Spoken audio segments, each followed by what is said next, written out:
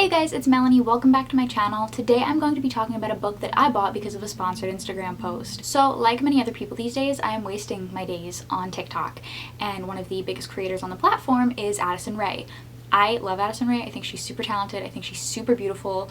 But while scrolling through her Instagram one day, I saw a sponsored post for a book called The Modern Breakup by Chidiac, I believe is how you say his last name, but it could be wrong. Whether it's sponsored or not, the content that Addison usually makes doesn't have to do with books or reading, so I was a little surprised to see this on her feed, and I was actually kind of excited because she has a lot of followers and a lot of young followers, so for her to be promoting books I think is a really smart choice.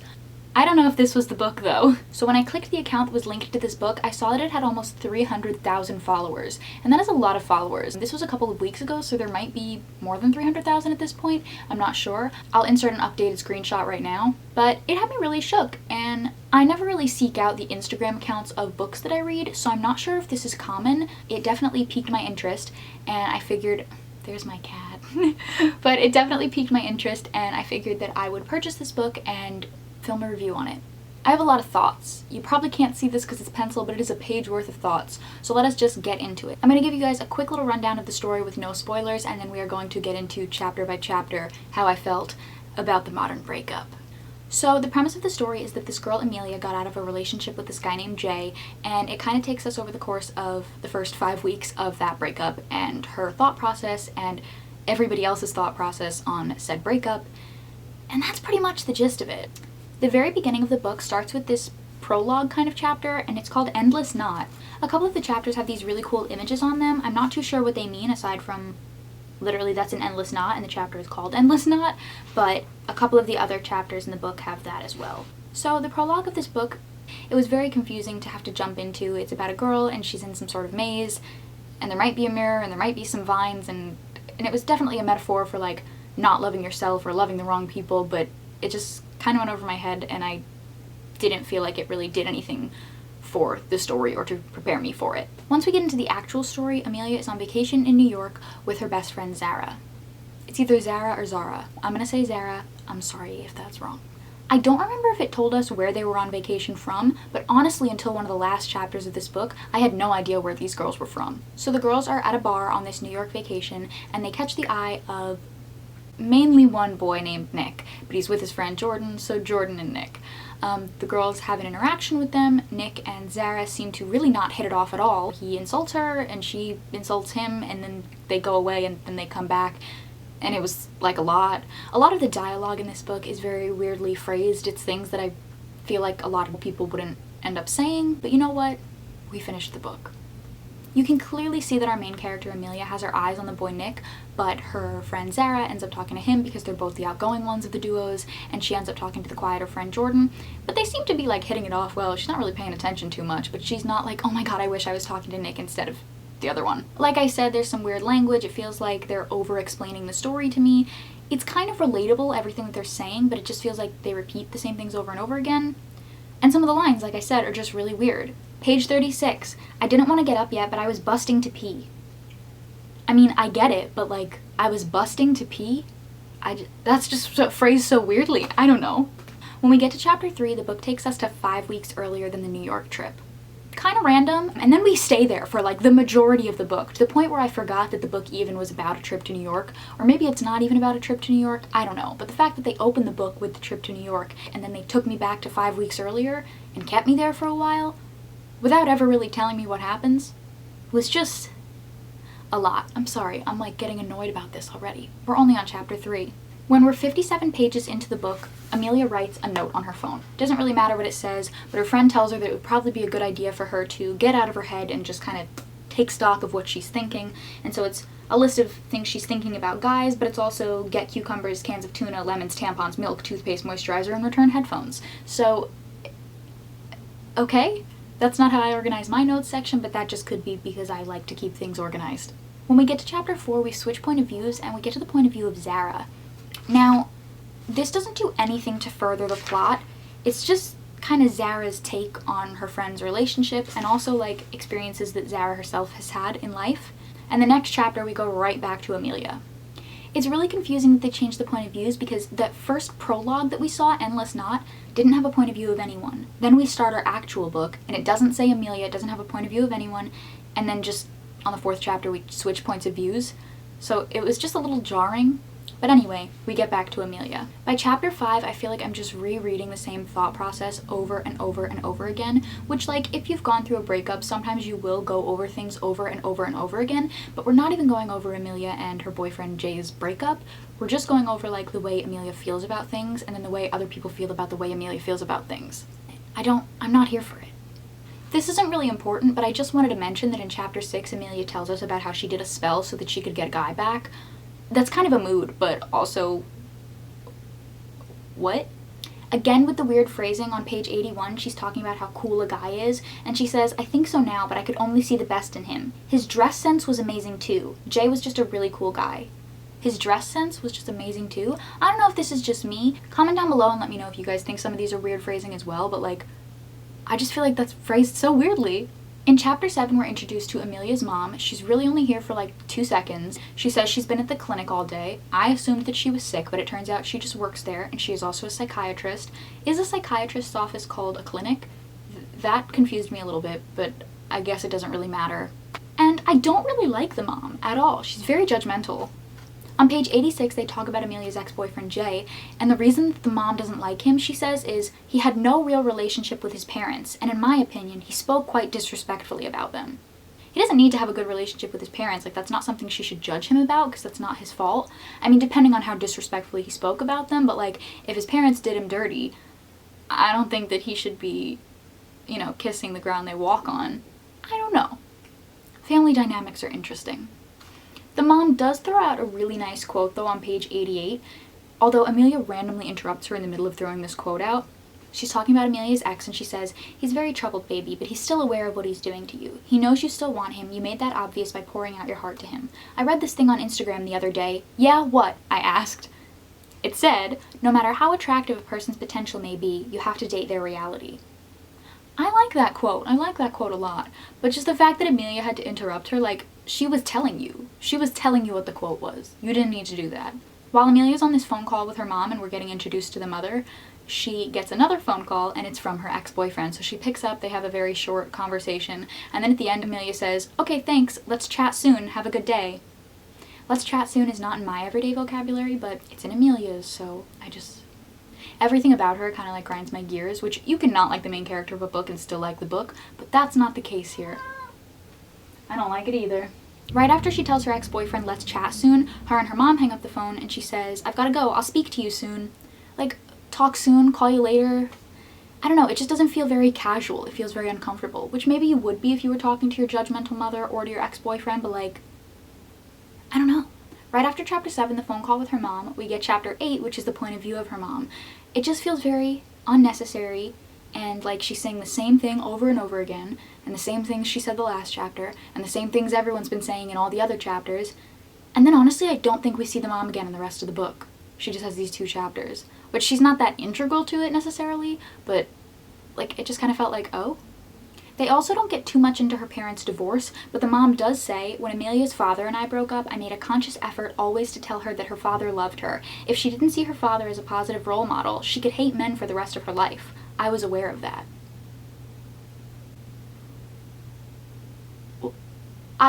Does the dad not tell her he loves her?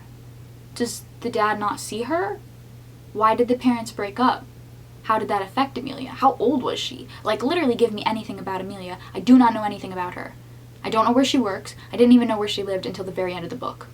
Which I don't know if I missed that initially, because I was like kind of bored and skimming reading this, no offense to this book, but like, I just feel like I did not know anything about it the whole time I was reading it. I'm so sorry this is such like a negative review. When we get to chapter 9, it's back to Amelia's point of view, but they don't label that. So you would assume it's still the mom's point of view, but when it's Amelia clearly talking to her roommate Rachel, you realize it's not the mom's point of view. I didn't want to not like this book, and I didn't want to not like Amelia, but now at chapter 9, we're over 100 pages into the book, and I have no sense of who she is, And she just keeps saying and doing the same things. She's not even doing anything. She doesn't go to work. We don't see her daily routine. We see her like go over to her friend's house and speak with her friends about the same situation, which I totally get, because sometimes when you're in a breakup, all you want to do is talk about the situation. But sometimes you can't always just talk about the situation. You have to go to work. You have to go to school. You hang out with your friends and they'll maybe be a little bit fed up with it. They'll maybe try to steer the conversation away from the ex-boyfriend talk. It's just, we're only getting the snippets of this that deal with the breakup, and we don't even fully know why they broke up. We don't know what their relationship was like while they were dating. I have no sense of anything. We get a little snippet of the boyfriend talking to her on the phone, but he kind of seemed like a nice guy. So I'm really rooting for him in this. It's also very interesting with the boyfriend because the mom says, oh, it wasn't real love, like that's not real love. And then after that, her roommate Rachel asks, did you even like him? Because it didn't really seem like you liked him until after you guys broke up. I mean, sometimes things hit you harder than you thought they were going to, but like, did she even like him? When we get to chapter 11, we switch to Rachel's point of view. Why? I don't know. She just talks about the same feelings over and over again. We hear a little bit about Rachel's successful almost engagement with a guy that she's seeing right now. Good for Rachel, I'm really happy for her. But this chapter does nothing for me. Now, once we get to chapter 12, we go 5 weeks later. New York vacation, continued. And we don't continue with Amelia's point of view, we continue with Nick's point of view. The guy from the bar. It even tells us that, the guy from the bar, because it knows we are so far away from when we started this vacation part of the story that we probably don't remember who Nick is. Honestly, at this point in the book, I literally forgot that she went to New York at all. I also don't know how long the entire last 10 chapters of this book have been, because I would think maybe it would go back 5 weeks ago and lead us up to this New York vacation, but it doesn't do that at all. This says 5 weeks later, so I would assume that took literally a day. But also, we didn't see anything. Like I said, we didn't see her working, we didn't see her doing anything outside of talking to her friends, we didn't see her getting on a plane and going to New York, or getting in a car and going to New York, because again, I don't remember where she lives at this point. We see nothing. We've learned nothing. When we get to chapter 150, the two guys from the bar are talking because we're still at Nick's point of view. So him and his friend Jordan are talking, and they're saying, what's the incentive to be a gentleman when they don't even appreciate it? Can you imagine taking them a bunch of flowers or a box of chocolate on the first date now? They'd think you're a loser or a creep. Seems like a sweet thought in their head, but in reality, it doesn't work anymore. Message a few times in a row without a reply and you're out the door. We're scared to be ourselves. In so many ways, we aren't allowed to be men. Then a couple pages later, one of the guys is saying, I was driving in the car and I thought I would call this girl because I couldn't be bothered texting. She didn't answer and she never responded to my text again. I actually think calling her scared her off. That's kind of a mood though. So the girls stayed at the bar and the boys went back to their apartment, and when chapter 14 starts, the girls are finally about to meet the boys back at their apartment. And the boys have this conversation. Did you see Zara's in that dress? Yeah, it was sexy, but I don't know. I wanted Amelia more, I replied. You liked her hands and her feet too, didn't you? I've known you for too long, Jordan replied. You know I like when they look after their nails, but she didn't overdo it either. It was just such an awkward conversation for me, I just couldn't. So once the girls get to the apartment, Amelia goes to get some drinks with Nick and they end up making out a little bit, and then once they're done, Amelia starts freaking out a little bit and she takes Zara and they head to the bathroom. At the beginning of chapter 15, they had a line that actually made me laugh. We just hooked up, I said flustered. You and Nick? No, me and the statue. That really got me good. I was like, wow. Nice. Also, was Zara okay just like swapping guys? Because she had been fighting Nick at the beginning of the book, but she also was the one that stayed talking to Nick and Amelia was talking to the other guy. So she just seems like completely fine swapping guys. I don't know really like the bar hookup culture. That's not my thing, so I don't know if this is common practice, but I was just like, oh, okay. On page 170, Amelia and Nick get very intimate, and it's very descriptive, and it completely shocked me. I mean, I'm old enough to read this stuff, I'm 21, but it just completely shocked me because up until this point, none of the book had led me to think it was going in this direction at all, and then for it to come in almost 200 pages into the book, I was like, oh, okay. And this is also the only bit of it we get to. It's not like the rest of the book continues this way. Very random. So while they're in the middle of their session, Amelia notices a camera in the room. And she's like, Jesus, you're filming this. And he's like, oh no, I'm just like a videographer or a photographer or something. Like, I just have this camera here, look, it's off. But because Amelia has just like called him out on the camera being in the room that they were hooking up in, now she's like, you know, closed off and doesn't want to hook up anymore. Which, I mean, like if you were hooking up with someone and there was a camera around, like I get it. But it was just a lot in like a page. And I was like, oh, We went from 0 to 100 to 0 to 100, and I don't know where I am. After Amelia has gotten out of the mood because she's seen that camera, her and Nick just end up having a conversation about her and her ex-boyfriend, who again, I don't know anything about their relationship, so I can't really like feel for her here. They say a lot of cliche but true things. It's, you know, it is what it is. And then at the very end, Amelia reflects on the conversation. We get a chapter of Nick reflecting on the conversation, and then after that, we have another like iPhone looking note, which I'd forgotten that they did because the last time they did it was like chapter 8, and now we're like 10 chapters past that, so I was like, oh, I guess she still makes iPhone notes on her phone.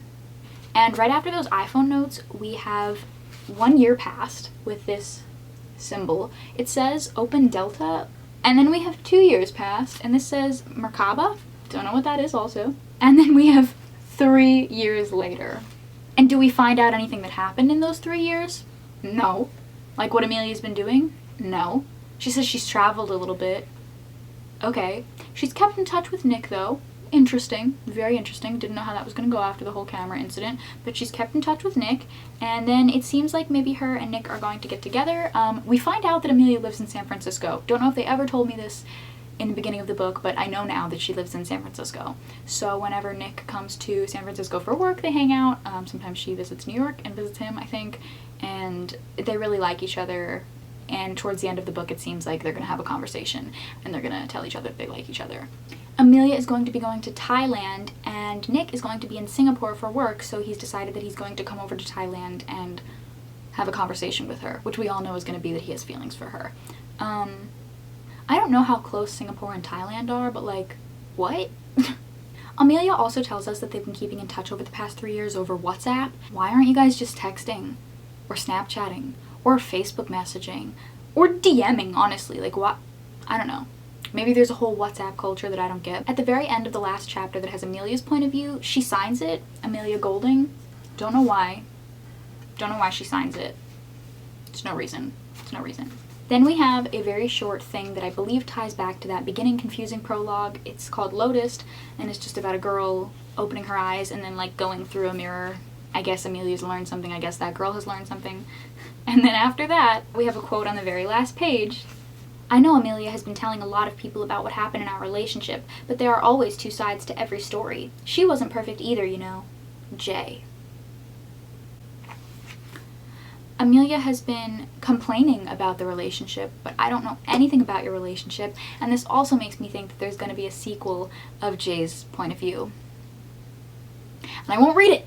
In all seriousness though, I don't want to be like mean about this book or anything. I would definitely give reading it a 3 or a 4 out of 10. It is what it is. There's not really like a plot to follow, and there's no plot written on the back. It's just a quote from Amelia that says, when it comes to dating, I seem to be going around in a circle. The ones I want don't want me, and the ones who want me I don't want.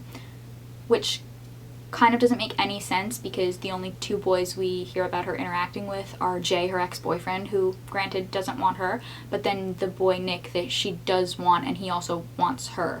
So I don't know. I didn't love this book. I feel really bad about it because I don't like not liking books, especially like I bought it. I was excited for it. I thought Addison Rae wouldn't lead me astray, but here we are.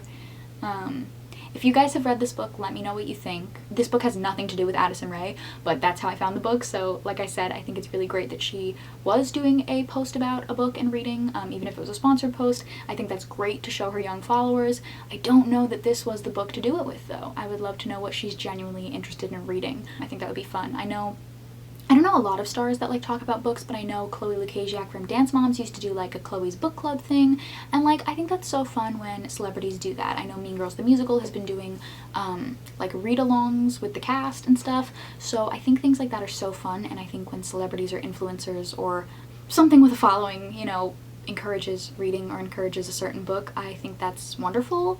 I just don't know that this was it for me. So yeah. I hope you guys enjoyed this video. Again, I'm sorry it was so negative. Comment down below a book that you didn't really love reading. I would love to know some books to avoid. And yeah, I hope you guys have a great rest of your day. Be sure to like and subscribe, and I will talk to you guys in the next one.